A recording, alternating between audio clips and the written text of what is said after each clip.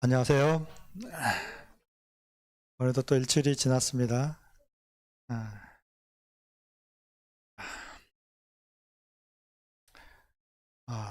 오늘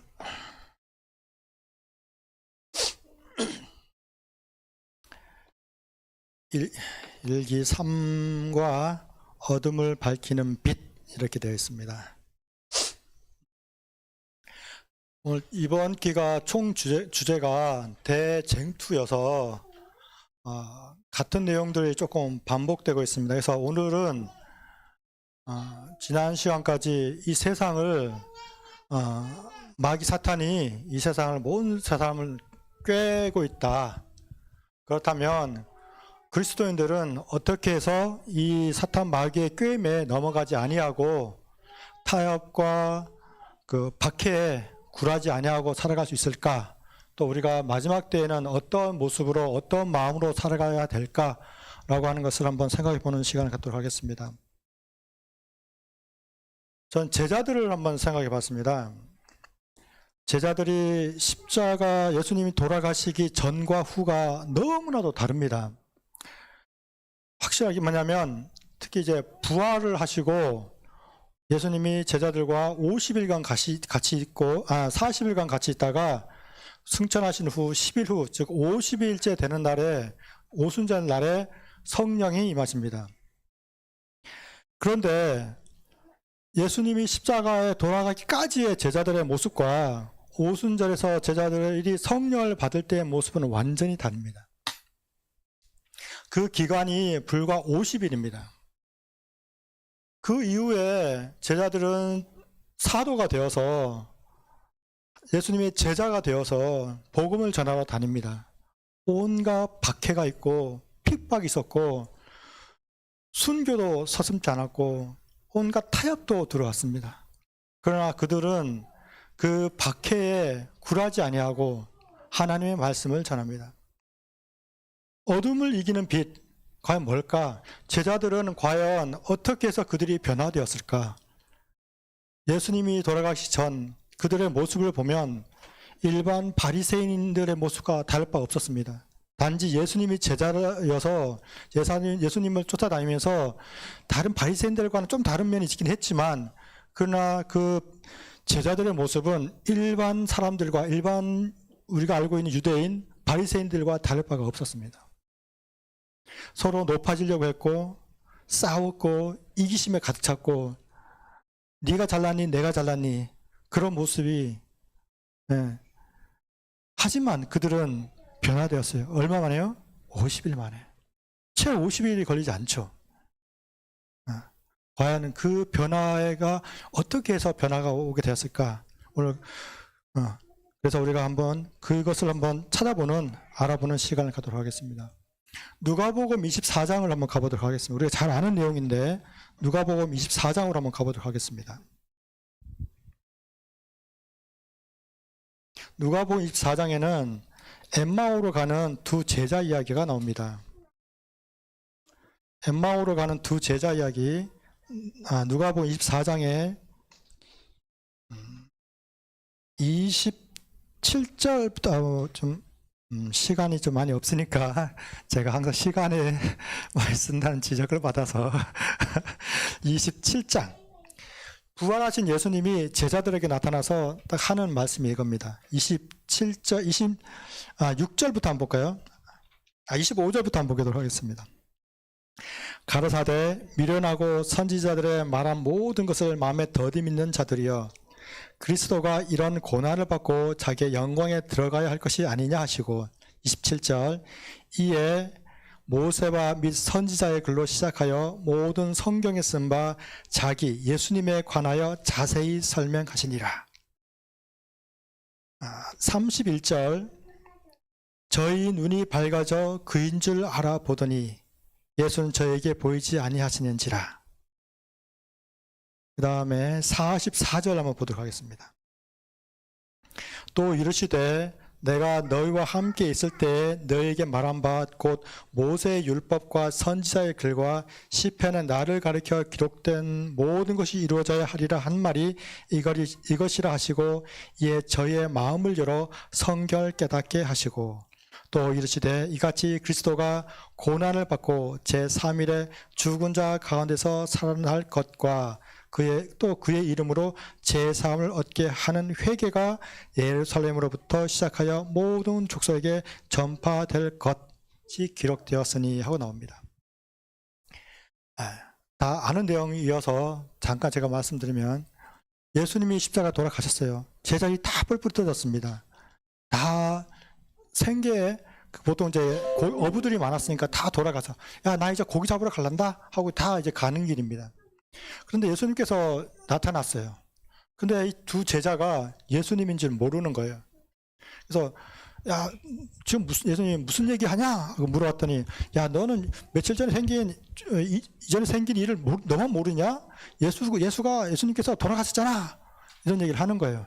그래서 예수님께서 이제 두 제자들에게 자기에 대해서 성경에다 자기에 대해서 자세히 설명합니다.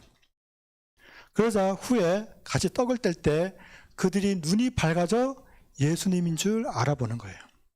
그러면서 그 두 제자가 또 얘기를 하는데 야, 예수님이 우리한테 성경을 가르쳐줄 때 우리의 마음이 뜨거워지지 않더냐? 이런 얘기를 하는 거예요. 근데 예수님께서 자기에 대한 얘기를 하시는데 및 모든 선지자의 글과 시편에 가리켜 나에 대해서 자세히 설명한다 이게. 그 당시에 신약은 없었어요. 그렇죠? 신약은 없었고 모든 선지자의 글, 시편, 모세의 오경 이렇게 얘기하면 구약 성경 전체를 얘기를 하는 겁니다. 그래서 예수님께서 구약 성경에 나와 있는 자신에 대한 얘기를 자세하게 제자들에게 설명을 하시는 거예요. 이 성경을 가르치는 일들을 예수님께서 40일간 제자들에게 합니다. 그리고 예수님께서 40일 후에 승천하시고 10일 후에 제자들이 성령을 받습니다. 이 제자들이 달라진 게 뭐냐면 예수님께서 구약 성경을 통해서 예수님을 소개하는 거예요. 그래서 그들의 눈이 밝아지는 거예요. 가슴이 뜨거워지는 겁니다. 그래서 그들이 변화되기 시작하는 겁니다. 과연 예수님은 구약에 대해서 어떤 말씀을 하셨을까? 구약 성경에 나와 있는 예수님에 관한 얘기를 다 해줬을 거예요. 그 중에 제가 오늘 한 가지 얘기를 하려고 합니다. 성소 얘기를 잠깐 하려고 합니다. 성소. 우리 교인들이면 너무나 잘 아는 이 성소 이야기를 잠깐 하려고 합니다. 성막 안에 지성소와 성소로 나눠진 성소에는 이 네 겹으로 덮어져 지붕이라고 할까요? 천막이라고 해야 될까? 이게 네 겹으로 덮어져 있었어요. 제일 위에가 해달의 가죽으로 제일 위를 덮었어요. 그래서 이 이스라엘 백성들이 이 성소를 바라볼 때는 색깔도 예쁘지 않은 웅충한 뭐 이렇게 검은잡잡한 이런 아주 그런 성소만 보여요. 해달의 가죽이에요. 이 해달의 가죽은 되게 질깁니다. 이 끊어지지도 않아요. 잘 닳아지고 헤어지지도 않아요. 그래서 이스라엘 백성들이 이 해달의 가죽으로 신발을 많이 신었어요. 거무틱틱한 이렇게 표현이 좀 그러긴 한데 이런 아주 그냥 그런 모습을 나타내요. 우리의 죄를 상징했어요. 나한테 붙어있는 이놈의 죄가 떨치려고 해도 이 죄는 떨어지지는 않아요. 어떻게 막 좀 이렇게 떼수건으로 막 밀려고 해도 잘 닳아지지도 않아요. 이놈 죄라는 뭔지 나한테 딱 달라붙어갖고 너무 질겨요. 그 밑에 이 해달의 가죽 밑으로 두 번째 뭐가 있었냐면 그러니까 빨간색으로 물들인 수양으로 덮었어요. 예수 그리스도의 십자가의 피를 상징했어요. 우리들의 죄가 있는데 죄 속에 예수님으로 피로 싹 덮는 것을 의미했어요. 잘 아시는 얘기겠죠. 그 다음에가 흰 염소털, 암 염소털로 만들었어요. 흰 암 염소털. 그래서 구원받, 그러니까 죄가 많은 사람이 예수님의 피를 통과해서 깨끗해질 것을 상징했어요. 그 다음에가 이제 세마포를 만드는 가는 배실과 청색, 자색, 홍색 실을 엮어서 세마포처럼 이렇게 만들었어요. 근데 거기에는 이렇게 천사를 그려 넣었어요. 그래서 우리가 하늘에 가서 어떻게 살 건지를 표현하는 모습입니다. 내려오면 이제 지성소와 성소를 구별하는 휘장을 이렇게 하나 걸었어요. 휘장을. 기둥을 4개를 세웠어요. 4개. 기둥 끝에는 뾰족하게 갈고리를 만들었어요. 갈고리는 못을 박아서 고정을 시켰어요. 물론 은쟁반 위에다가 금고리로 만들었는데 거기는 못을 쳐서 고정을 시켰어요. 그 고리에 성막을, 휘장을 걸었어요. 휘장의 크기가 얼마만큼 되냐 그러면, 물론 솔로몬의 성전 때하고 헤롯 왕 때, 그러니까 예수님 당시에 이 휘장의 크기가 좀 다릅니다. 그런데 그러니까 예수님 당시에 휘장의 크기를 얘기를 하면,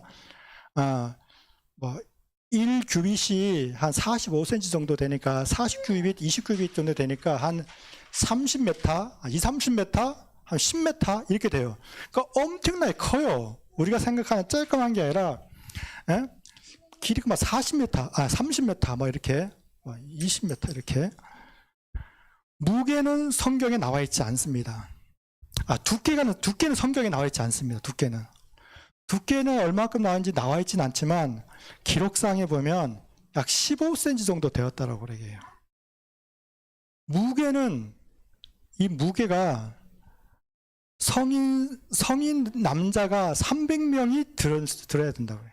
300명이 들어서, 그래서 옮길 때 300명이 들었고, 예수님 돌아가실 때 휘장이 찢어지잖아요. 그렇죠?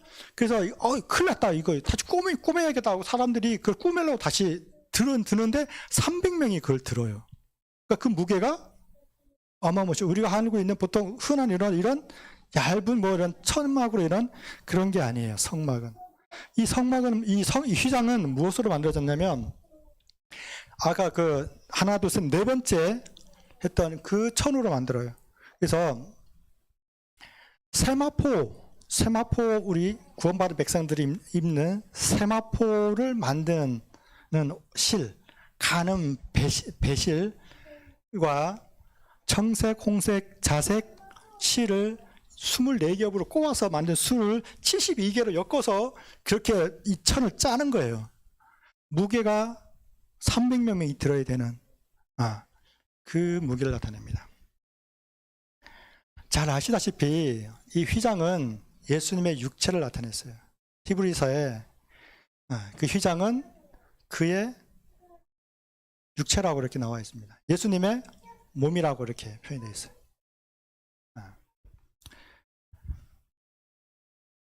기록에는 없지만, 제가 기록에는 없는 얘기를 잠깐 하려고 그래요. 예수님의 직업이 목수잖아요. 그렇죠?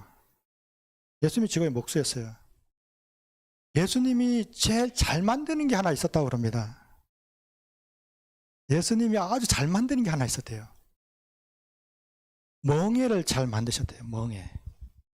소에 짊어지는 멍에. 이 멍에를 잘못 만들면 소가 얹어놓으면 너무 힘들어요. 그 멍에에다 끌고 가야 되잖아요. 그렇죠? 멍에 짐 올려놓고. 근데 이 멍에를 예수님은 그렇게 잘 만드셨대요. 그래서 예수님이 만드는 멍에는 이 소한테 딱 어울려서 딱 맞아서 소가 이 멍에의 무게를 잘 못 느끼고 아주 가볍게 느꼈다고 해요. 그래서 이 예수님이 만드는 멍에에다가 짐을 지고 가면 아주 가볍게 잘 갔다는 겁니다. 그런데 제가 오늘 왜 이 얘기를 꺼내냐 그러면,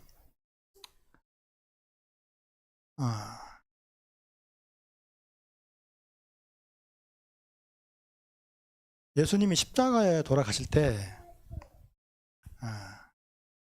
40의 한 대를 감한 매를 맞았어요. 이 로마 백성들은, 로마는 죄인들에게 이 채찍을 한번 때리기 시작하면 40대를 때려요. 근데 자비를 베풀어서 한 대를 감해줘요. 그러면 39대예요. 그래서 40에 하나 감한 매를 2번 맞아요. 그러면 78대를 맞는 거예요. 78대를. 그런데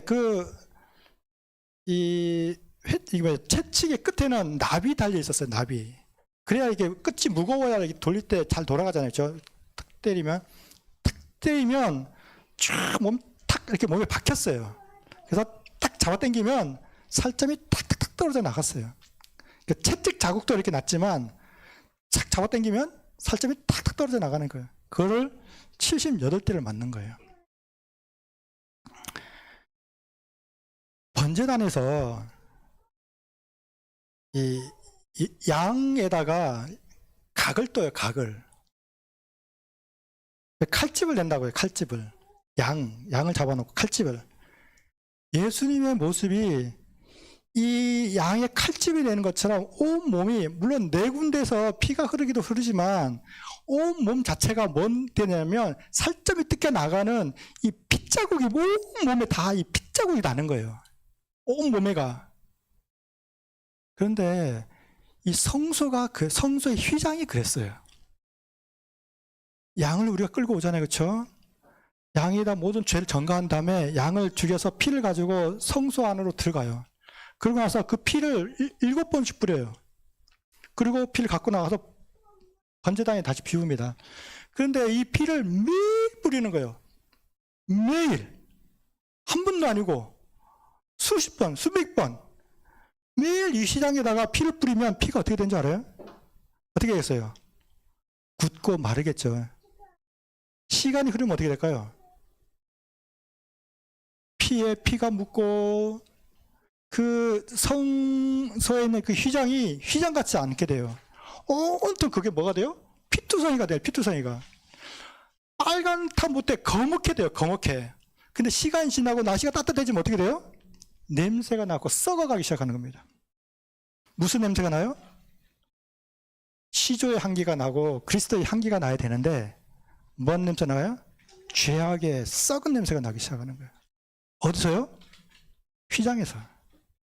성소자들 휘장에서 썩은 피냄새가 나기 시작하는 거예요. 벌레가 일었을 수도 있습니다. 그 꽉 막혀있는 그 성소 안에서, 성소는 이 순양, 빨갛게 염색되어 있는 그 순양의 그것 때문에 햇빛이 비치면 이 성소 안이 어떻게 됐을까요? 색깔이 빨갛게 돼요. 성소 안이. 빨갛게 된 이 성소 안에서 피를 뿌리는 거예요. 성소 안 자체가 다 어떻게 되는 거예요? 예수님 피로 물드는 거예요. 근데 그 피를 나타내는 이 죄가 어떻게 돼요? 썩어 문드러지는 거예요. 예수님의 모습이 그랬어요. 예수님의 모습이 이 채찍에 맞아서 찢겨져 나가는 그 자국에 이 살점이 뜯겨져 나가는 이 모습의 피가 휘장에서 더러워진 나의 죄에 대한 피의 모습이 예수 그리스도의 모습에 그대로 투영됐어요. 예수님이 그 모습을 하고 자신의 멍에를 지고 그 골고다 언덕을 올라가는 겁니다. 물론 중간에 힘들어서 아리마다 요셉이 지긴 하지만 뭐를 지고 가요? 예수님이 자기의 십자가, 자기의 멍에를 지고 올라갑니다. 휘장의 무게가 어땠다고요? 남자 장성 300명이 들어야 될 수 있는 무게예요. 그 무게를, 그 죄라고 하는 무게를 예수님이 십자가를 지고 그 위로 올라가는 거예요. 그 무게가 어떻겠어요? 십자가가 어떻겠어요? 너무 무거운 거예요. 죄가 너무 무거운 거예요. 그 모습을, 그걸 설명할 때 제자들의 마음이 어땠을까요? 나도 거기다가 피 뿌렸는데, 내 죄도, 나도 양 잡아서 거기다가, 물론 제사장이 뿌렸지만요, 나도 그 휘장에다가 나도 피 뿌렸는데, 제자들의 마음이 어떨까요? 그 전까지만 해도 제자들이 네가 잘나니 내가 잘나니 싸웠어요. 예수님의 십자가를 생각을 못했어요. 근데 뭘 봤어요?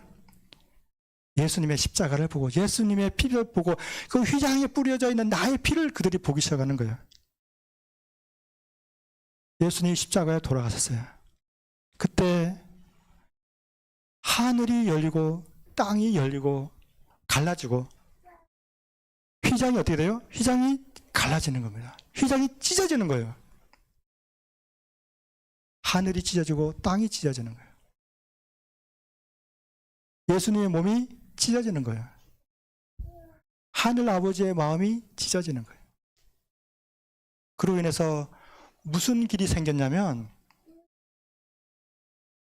내가 지성소로 나아갈 수 있는 히브리서에 내가 지성소로 나아갈 수 있는 길이 열린 거예요.